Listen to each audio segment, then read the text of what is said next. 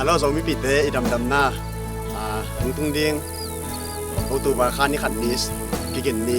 ni ta kena Sia KhamNo MualHoih to yang peng na phan na ama la te sak kisana concert khat ke ding chi to thong sak no mungai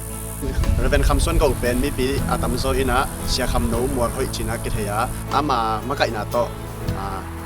album ni bang ke thokin hi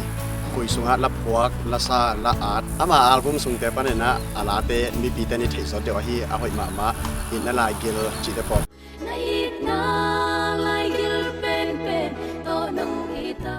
MualHoih o chi te pop ni ta le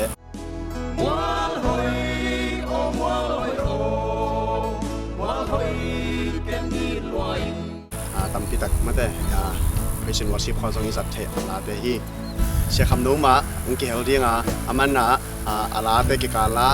han thut nai zong ina ala apho na ha ngai zong ina han thut na tom noi zong ko khian na thoi zong ungen zel dinga to ki chaina ala sa dingai wa asu do i thei a hi uswan no ungki hel ding to ki chaina ma chia ngai zong na in na lai gil original na sa hi nuam ching zong khel ding hi concert ne hunding pen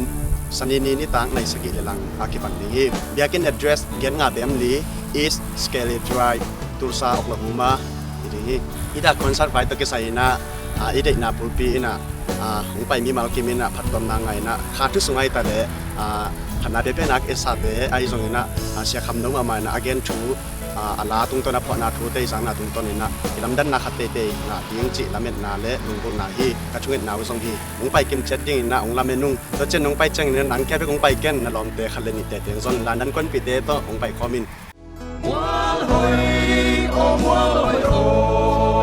MualHoih kem ni loi mai sun leng kan lung dam na mit tui luanga mo mai na le kadam na ichin na MualHoih ben ina hong luang kia MualHoih kalani